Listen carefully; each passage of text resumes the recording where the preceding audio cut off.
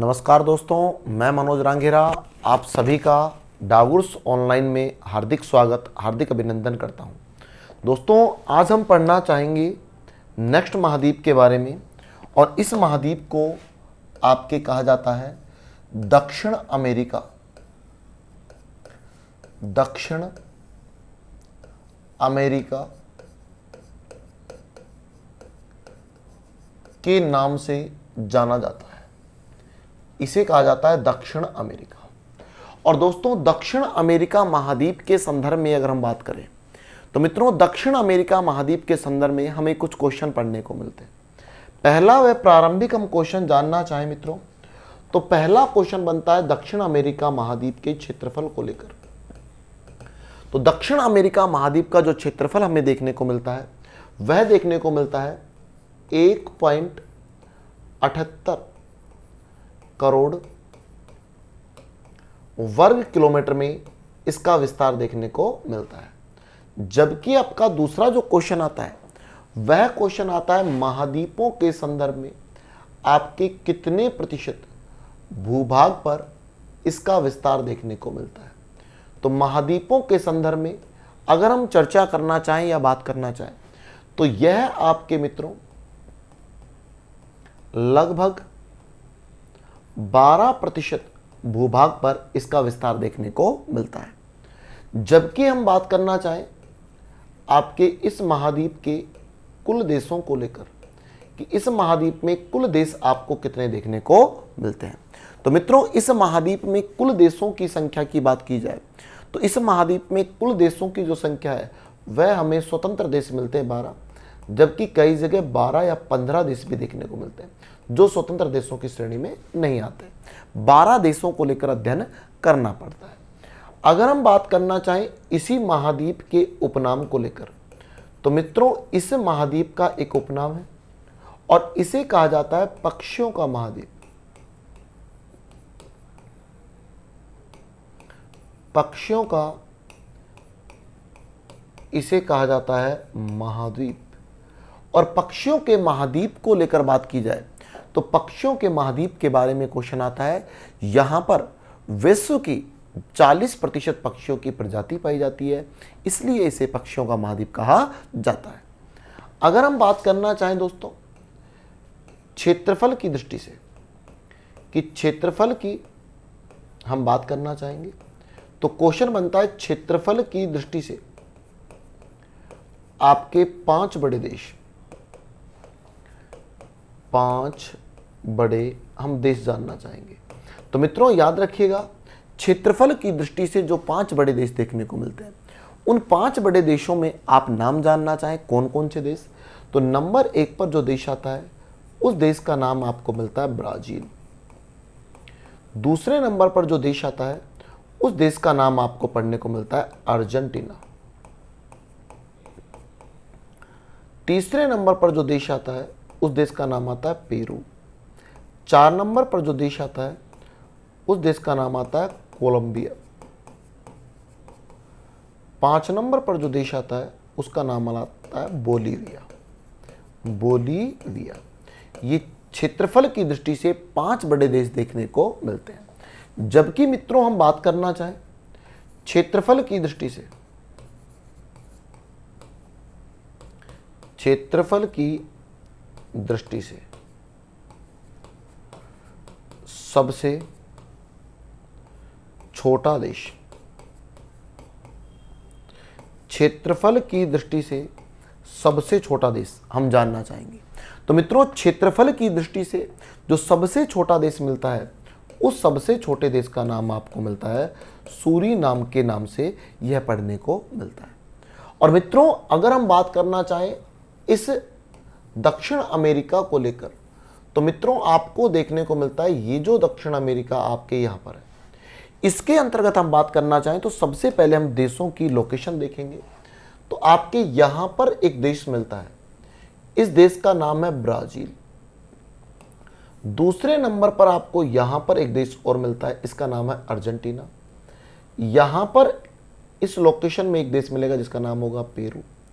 यहां पर आपको एक देश मिलेगा कोलंबिया और इस पेरू से सटा हुआ एक देश मिलेगा बोलीविया।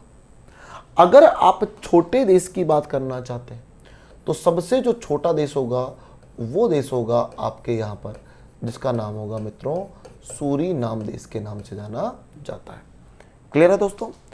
अगर बात आ जाती है जनसंख्या को लेकर और हमसे क्वेश्चन आ जाता है, पूछ लिया जाता है कि आप हमें ये बताइएगा जनसंख्या की दृष्टि से बात की जाए तो जनसंख्या की दृष्टि से सर्वाधिक जनसंख्या वाला कोई ना कोई देश होगा मित्रों,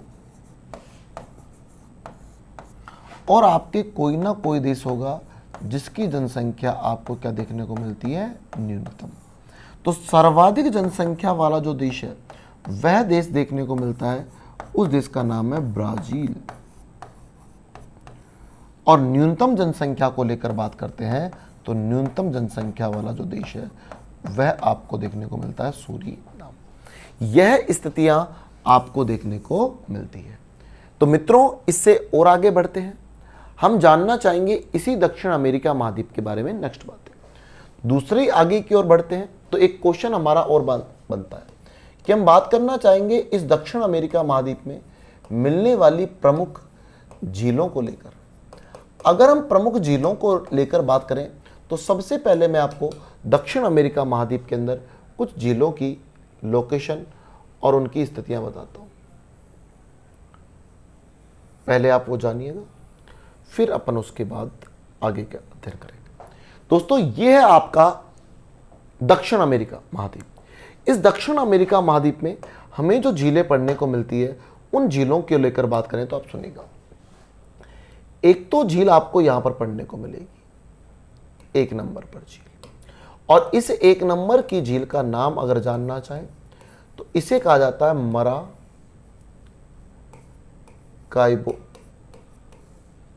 झील। मराकाइबो झील। अगर बात करें एक झील आपको यहां पर पढ़ने को मिलेगी और मित्रों एक झील आपको इस जगह पढ़ने को मिलेगी। अगर देश की लोकेशन की बात आती है तो मित्रों एक तो देश आपको मिलता है यहां पर, इस देश का नाम जानना चाहें तो इस देश का नाम है पेरू देश, और एक देश आपको यहां पर मिलता है जिस देश का नाम है बोलीविया। इस देश का नाम है बोलीविया।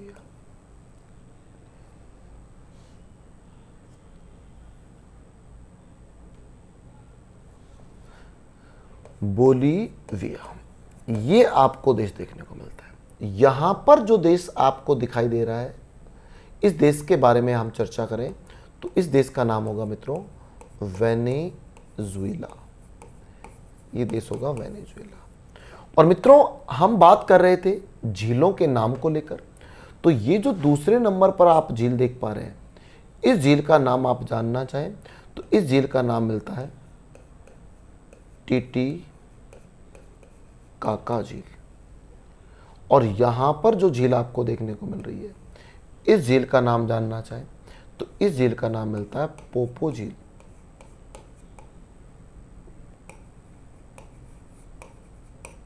पोपो झील।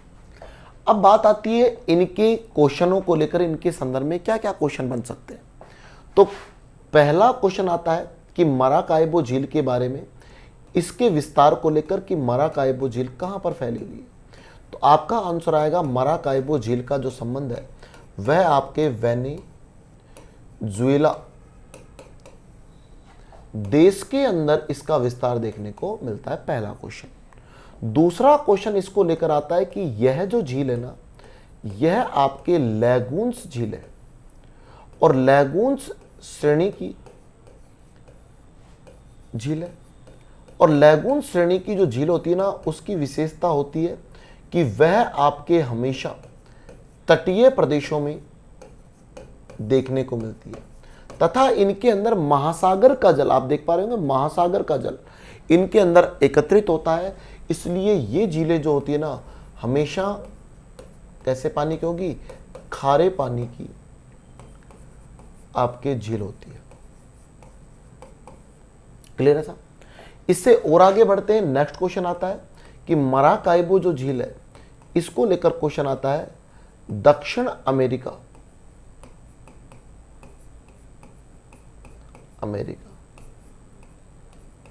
महाद्वीप की, दक्षिण अमेरिका महाद्वीप की सबसे बड़ी झील। सबसे बड़ी यह आपके झील कहलाती है, दक्षिण अमेरिका महाद्वीप की सबसे बड़ी झील कहलाती है मराकाइबो झील। अगर हम बात करना चाहें नेक्स्ट टिटिकाका झील को लेकर, तो मित्रों टिटिकाका जो झील है इसके बारे में जो क्वेश्चन बनता है वो क्वेश्चन सुनिएगा। पहला वह प्रारंभिक क्वेश्चन बनता है टिटिकाका झील को लेकर कि टिटिकाका जो झील है यह आपके दो देशों की सीमा पर स्थित है, पेरू प्लस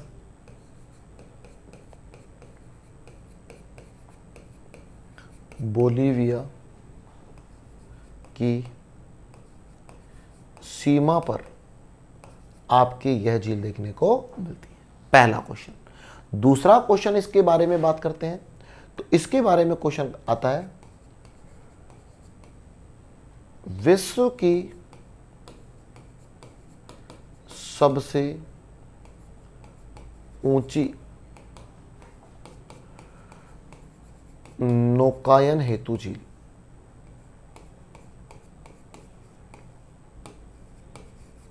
नौकायन हेतु झील देखने को मिलती है और इसी झील में मछली पालन का भी कार्य किया जाता है।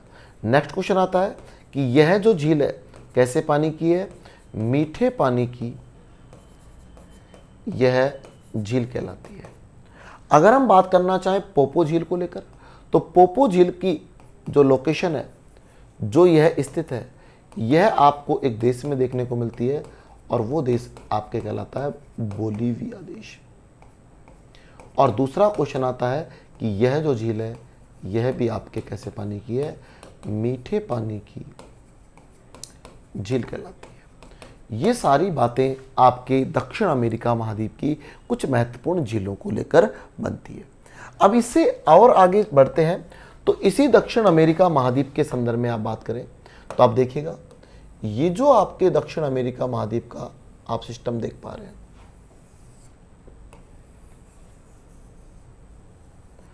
ये दक्षिण अमेरिका महाद्वीप। और मित्रों इस दक्षिण अमेरिका महाद्वीप में आप देखेंगे तो आपको कुछ महत्वपूर्ण पठार मिलेंगे। तो हम पढ़ना चाहेंगे दक्षिण अमेरिका महाद्वीप के प्रमुख पठारों को लेकर। तो प्रमुख पठारों में पहले मैं बताता हूं आपको कहां कहां पर कौन कौन से पठार मिलेंगे। एक पठार की स्थिति यहां पर आपको मिलेगी, एक पठार आपको इस स्थिति में देखने को मिलेगा, एक पठार हमें इस लोकेशन में देखने को मिलेगा और एक पठार आपको यहां पर देखने को मिलेगा। अगर इन पठारों को लेकर बात करें तो इस पठार का नाम तो मिलेगा गुयाना का पठार, इसे कहा जाता है मित्रों गुयाना का पठार। दूसरे नंबर पर हम बात करते हैं ये वाला जो पठार है, इस पठार के बारे में आता है कि इसका नाम है मित्रों ब्राजील का पठार। ब्राजील का पठार कहलाता है। ये वाला जो पठार है इसे आपके कहा जाता है बोलीविया का पठार। बोलीविया का इसे पठार कहा जाता है। जबकि आपके यहां पर जो पठार है इसे आपके पेंटागोनिया या अर्जेंटीना का इसे पठार कहा जाता है। और अगर हम बात करना चाहें इन्हीं पठारों की लोकेशन को लेकर, तो ये जो आपके गुयाना का पठार है इसका संबंध आपके वेनेजुएला या मित्रों गुयाना में देखने को मिलता है। जबकि ब्राजील के पठार का जो विस्तार है वह आपके ब्राजील में मिलेगा। बोलीविया के पठार के बारे में बात करते हैं तो इसका संबंध आपके बोलीविया देश से देखने को मिलता है। जबकि आपके ये जो पठार है पेंटागोनिया व अर्जेंटीना का पठार, इसका विस्तार आप जानना चाहें तो इसका विस्तार भी आपके कहाँ पर देखने को मिलता है, अर्जेंटीना देश में इसका विस्तार देखने को मिलता है। और पेंटागोनिया का जो पठार है इसको लेकर एक क्वेश्चन आता है कि इसे आपके दक्षिण अमेरिका के खनिजों का भंडार माना जाता है। कि दक्षिण अमेरिका के खनिजों का भंडार किसे कहा जाता है? पेंटागोनिया के पठार को कहा जाता है। तो मित्रों, ये बातें हुई आपके किसके संदर्भ में? इस पठारी प्रदेश के संदर्भ में। अब हम और दक्षिण अमेरिका में और आगे बढ़ते हैं, तो आप जरा सुनिएगा। ये आपके दक्षिण अमेरिका वाला पार्ट हो गया साहब।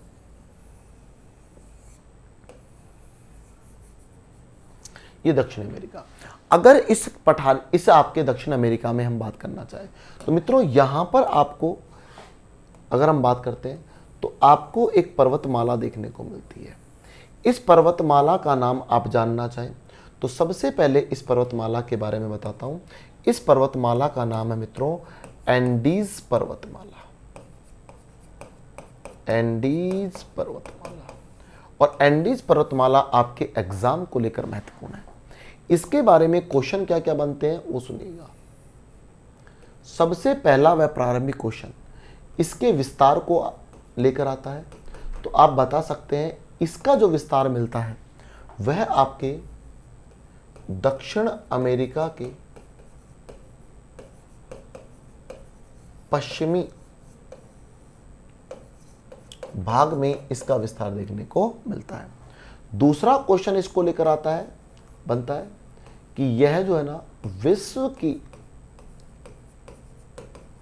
सबसे क्या है लंबी पर्वतमाला, कि विश्व की सबसे लंबी पर्वतमाला है।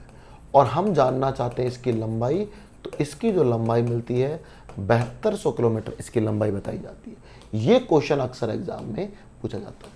इसकी आपको कुछ प्रमुख चोटियां पढ़ने को मिलेगी जो आपके एग्जाम को लेकर महत्वपूर्ण है।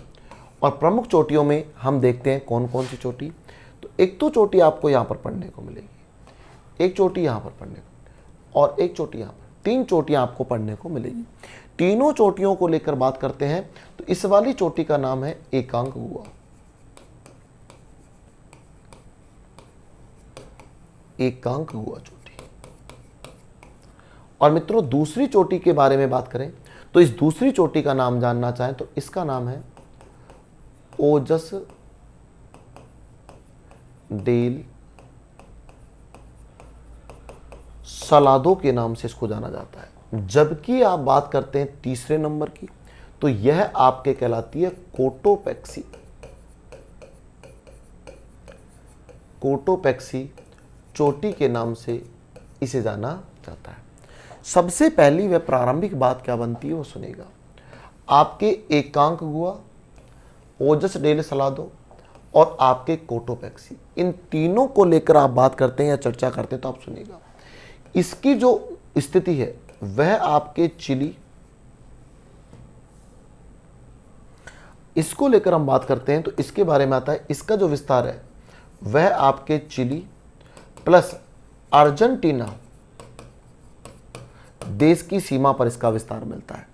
और इसकी ऊंचाई जो है ना 6960 मीटर है, जो आपके दक्षिणी अमेरिका महाद्वीप की सबसे ऊंची चोटी या एंडीज पर्वतमाला की सबसे ऊंची चोटी कहलाती है। जबकि अगर बात करते हैं ओजस डेल सलादो की, इसकी ऊंचाई आपके देखने को मिलती है 6908 मीटर।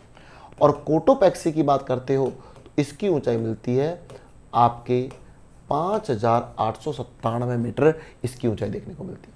ओजस डेल सलादो ये भी दोनों देशों की सीमा पर स्थित है, चिली प्लस अर्जेंटीना की सीमा पर देखने को मिलती है।